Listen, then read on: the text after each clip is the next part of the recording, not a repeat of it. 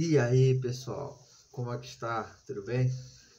Estou aqui de volta para dar uma palavra hoje, uma injeção de ânimo em você.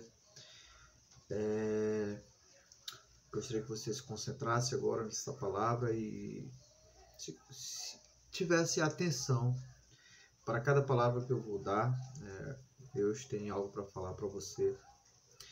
E o nome da ministração, né, é quando o desespero bate.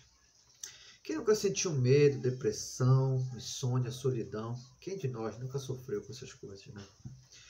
Nós estamos sujeitos a isso. Nós somos seres sociais, seres sentimentais, emocionais, né?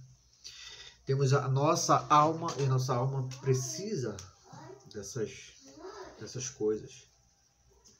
Essas coisas que alimentam a alma, coisas boas, né? Está comungando com as pessoas e tudo mais. Só que a gente tem que ver quando essas coisas não estão sendo prejudiciais para nós. É normal nós sentirmos isso, mas precisamos ver e entender qual o momento, qual a ocasião e o que isso está gerando em nós, o que isso está causando em nós.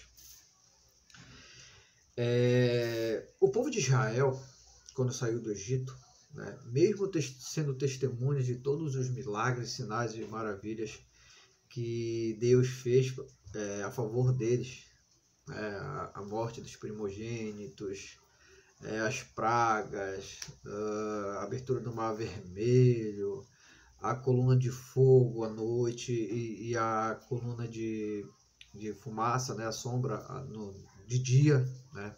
Mesmo com todos esses milagres, sinais, prodígios e maravilhas, o povo de Israel, eles não creram definitivamente em Deus, o seu Redentor, o seu resgatador. Por que a gente fala do povo de Israel? Porque isso é uma alusão à nossa vida. O povo, né, toda aquela geração que não creu definitivamente em Deus, essa geração que não creu definitivamente, ela pereceu no deserto, no exército. Ela pereceu no deserto. Ela pereceu no deserto, ela morreu no deserto, ela não chegou a conhecer a terra prometida. Deus, ele reage à nossa fé, não à nossa necessidade. Então Deus falhou quando essa geração ela foi exterminada num deserto por Deus mesmo? Não, absolutamente não. Tanto é que a geração de Josué e Caleb creram, apesar de terem ido também fazer a espionagem da terra de Canaã e saber que lá existiam homens gigantes, homens poderosos, lá existia um exército, cidade fortificada, cheia de muros. Eles preferiram crer em Deus e não simplesmente no problema. Caleb, né, Josué, ele era um israelita, ele era um hebreu de nascença, mas Caleb, segundo alguns estudiosos, não era nem hebreu de nascença, mas de uma tribo de nômades que se uniram ao povo hebreu antes da conquista de Canaã. Assim acontece com a maioria de nós. Às vezes nós temos menos fé do que as pessoas que nunca leram a Bíblia, nunca frequentaram uma igreja, nunca foram discipuladas sequer, nunca ouviram falar de Jesus. Ouviram falar de Jesus de forma profunda. Nós somos levados a isso, a agir, né? Agir sem fé. Nós somos levados a absorver a incredulidade. Então 10 espias, né, que entraram na terra de Canaã para espionarem elas, voltaram com um relatório negativo, dizendo que não era para entrar, que Deus, Deus não era capaz de cumprir aquela promessa de que o povo de Israel herdaria aquela terra, a terra que manava leite e mel. Porém, Josué e Caleb, mesmo vislumbrando aquela situação de perigo, né, de iminente perigo, eles decidiram crer nas promessas de Deus. A nossa vida é um pleno milagre, como dito. A ciência está aí para nos mostrar. Esses dias eu estava vendo uma um vídeo, né, que mostra como o nosso organismo, né, o sistema imunológico, ele ataca as doenças, né, ele contra-ataca as doenças.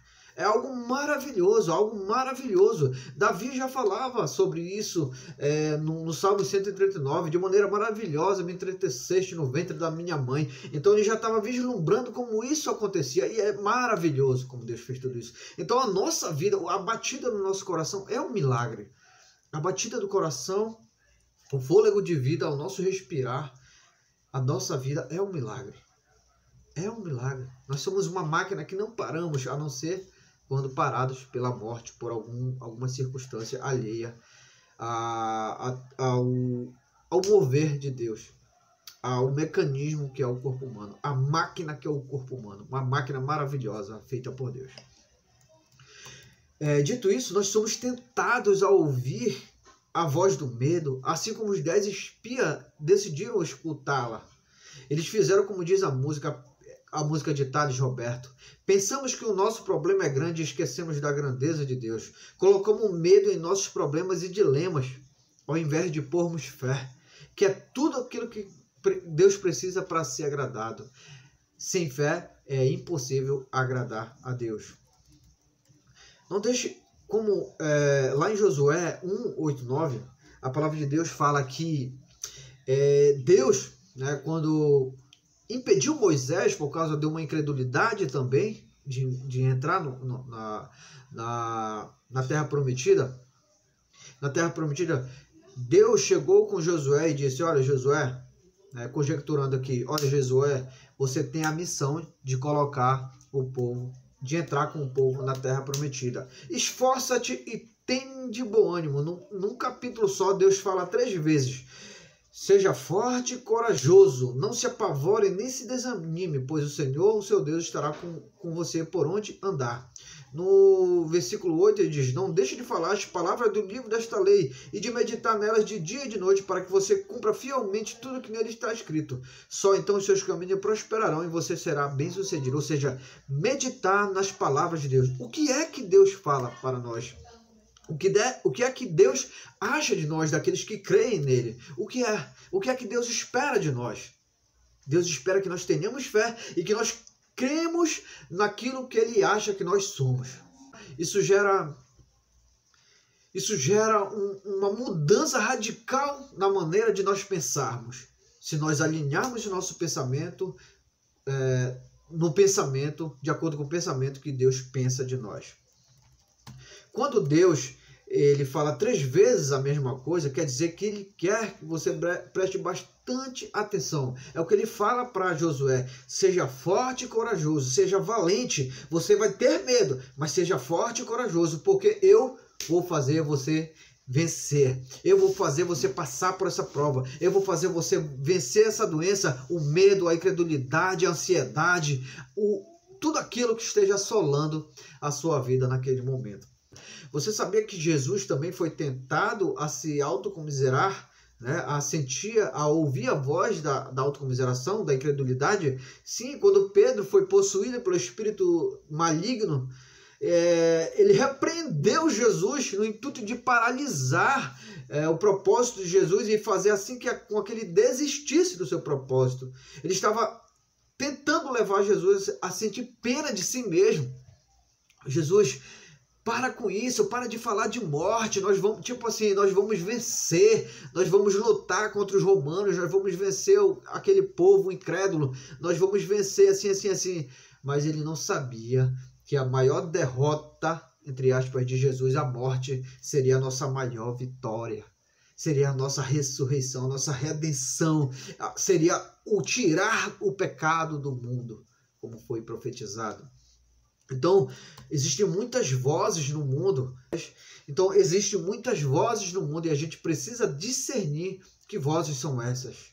Essas vozes estão nos levando para baixo, essas vozes estão nos colocando para baixo, estão gerando desânimo na nossa vida. Elas estão fazendo o quê? Elas estão gerando uma energia negativa, ou elas estão nos colocando para cima, elas estão nos animando, elas estão dizendo: você vai vencer, você vai passar por isso, você vai passar pelo desemprego, você vai passar pela fome, você vai passar pela doença, você vai passar pelo medo, você vai passar pela depressão, você vai passar pela solidão.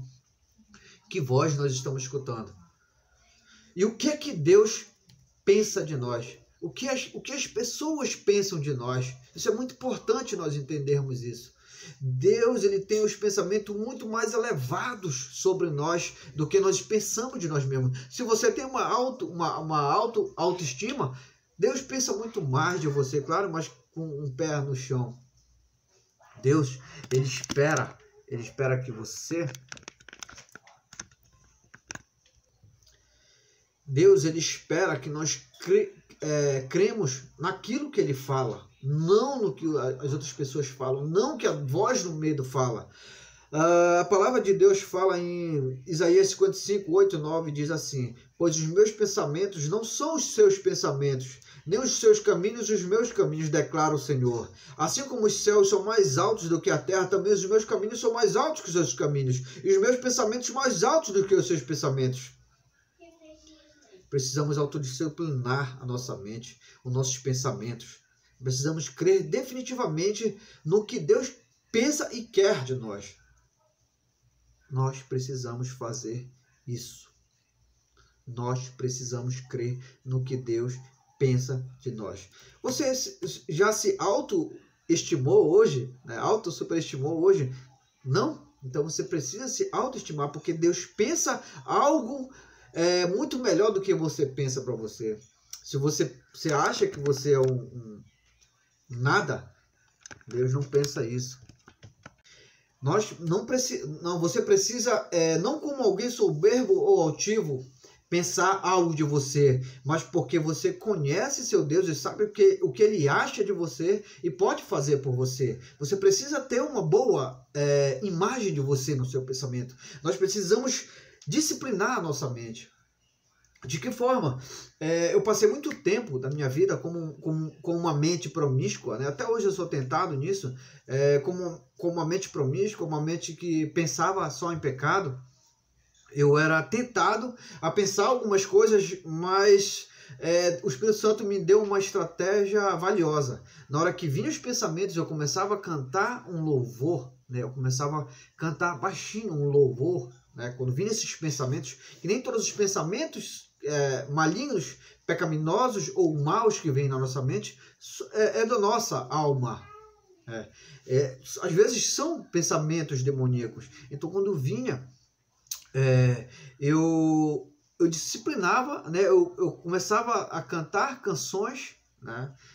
Um louvor, né? Um louvor bem específico ali, para diminuir o tom daquela voz que estava falando no meu ouvido. Nós somos tentados a isso. Nós somos levados a pensar mal, a imaginar coisas, a fantasiar coisas pecaminosas. Então, não como alguém soberbo ou altivo, nós precisamos mudar nosso pensamento sobre a nossa imagem. Mas nós precisamos pensar como Deus pensa de nós. Nesses dias somos tentados, nesses dias de pandemia, esses dias de ansiedade, de notícias falsas, notícias fake news, né, mentiras, nós somos tentados e levados a pensar, a nos entregar ao medo, à solidão e à incredulidade. Não ceda a essas coisas e vozes, não ceda a essas notícias. Creia que Deus preparou para você. Creia no que Deus preparou para você. Creia que Ele sempre faz mais por nós. Paulo fala lá em Efésios 3, 16, 21, ele faz uma oração. Ele faz uma declaração de que ele ora para que, com suas gloriosas riquezas, ele os fortaleça no íntimo do seu ser com poder, por meio do seu Espírito, para que Cristo habite em seus corações, mediante a fé. E oro para que vocês, arraigados e alicerçados em amor, possam, juntamente com todos os santos, compreender a largura, o comprimento e a altura e a profundidade, e conhecer o amor de Cristo, que excede todo entendimento, o amor de Cristo excede todo entendimento, para que vocês sejam cheios de toda a plenitude de Deus. Jesus veio para trazer vida plena, vida em abundância. Se você está carregando, não está vivendo essa vida plena, tem alguma coisa errada. E alguma coisa precisa ser, se esta alguma coisa está errada, essa alguma coisa precisa ser consertada, e você precisa se consertar em Deus. Converse com Deus, veja o que está errado, né? Se é doença a todo momento, se é depressão, né? Se a depressão ainda não foi, né? Se a questão financeira também não foi consertada, se a questão matrimonial, são coisas que precisam ser consertadas. E Jesus veio para nos ensinar, o Espírito Santo veio para nos ensinar e consertar todas essas coisas para vivermos essa vida em abundância. Então, o fato de Jesus é leve e suave, e a gente precisa entender isso. Aquele que é capaz, ele continua, aquele que é capaz de fazer infinitamente mais do que tudo o que pedimos ou pensamos, de acordo com o seu poder que atua em nós. A ele seja a glória na igreja e em Cristo Jesus por todas as gerações, para todos sempre. Amém. Eu queria que você se concentrasse em algumas palavras nessa oração de Paulo para os Efésios. Fortaleça no íntimo do seu ser com poder. A palavra de Deus não é só palavras de sabedoria, mas ela é poder também, como Paulo fala. Que vocês sejam arraigados e alicerçados em amor, que vocês sejam cheios de toda a plenitude de Deus. E Deus é capaz de fazer infinitamente mais do que pedimos e que pensamos, de acordo com seu poder que atua em nós. Deus é capaz de todas as coisas, e Ele quer te abençoar infinitamente mais do que você pediu ou pensou um dia. Amém? E lembre-se, o reino de Deus não é comida nem bebida. Ele não é aparente, ele não é palpável no modo de falar. Ele é de alegria, justiça e paz. Então se alegre mesmo nessa tempestade. Faça valer as canções que você cantou, né? Aquela do Lázaro. Vou passando pela prova dando glória a Deus. Quem é que dá glória a Deus triste? Quem é que dá glória a Deus chorando? Sim, nós damos às vezes glória a Deus chorando. Mas eu preciso me alegrar acima de qualquer coisa, acima de qualquer circunstância. Porque Deus é conosco. Deus é poderoso para nos livrar, para nos abençoar, para nos elevar de nível de fé. Nós precisamos às vezes passar por tribulações. Ele precisa nos colocar no deserto, ele precisa nos colocar no deserto, ele precisa nos colocar à prova para elevar nosso nível de fé nele, nosso nível de acreditar nele. E antes de terminar, eu gostaria de dar um testemunho rapidamente. Eu tinha até esquecido, né, da unção do riso, né? Para quem não acredita, eu só tenho a lamentar. Mais uma vez nós estávamos no ensaio, numa casa de um amigo, de um irmão, ele era da igreja, né? Hoje não está mais, mas a gente estava no ensaio do teatro, fazia parte do teatro. E no final, assim, do nosso ensaio, a gente começou a orar e tal, comungar, e de repente, né, nós fomos tomados, né, a maioria lá fomos tomados pela unção do riso, né? O Espírito Santo é um espírito alegre, né? Ele não está triste com isso que está acontecendo, né? Deus não está impressionado com aquilo que está acontecendo, né? Tudo tem um propósito. Isso não quer dizer que Deus está alegre com a morte de muitos inocentes nessa situação, mas que ele é a própria alegria em si, ele é a própria paz, ele é a própria equilíbrio em si. Então nós fomos tomados, né, pelo espírito de alegria ali, né, e nós rimos, né, até assim descontroladamente. E aquilo foi maravilhoso, ficou assim no meu corpo, na minha carne, na minha alma, por muito tempo, né, aquela alegria, né, aquele poder de Deus, aquele poder do Espírito Santo, né, aquilo que nós precisávamos naquele momento, né, e a gente precisa buscar isso também. A alegria que também é um fruto do Espírito.